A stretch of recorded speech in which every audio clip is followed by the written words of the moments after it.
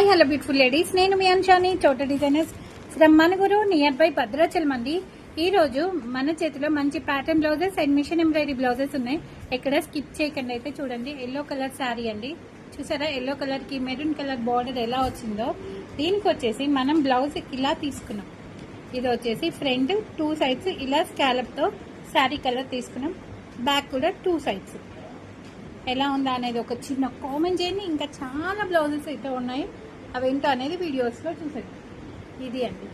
And next one వచ్చేసి machine embroidery work. ఇది వచ్చేసి స్కై బ్లూ కలర్ శారీ అండి.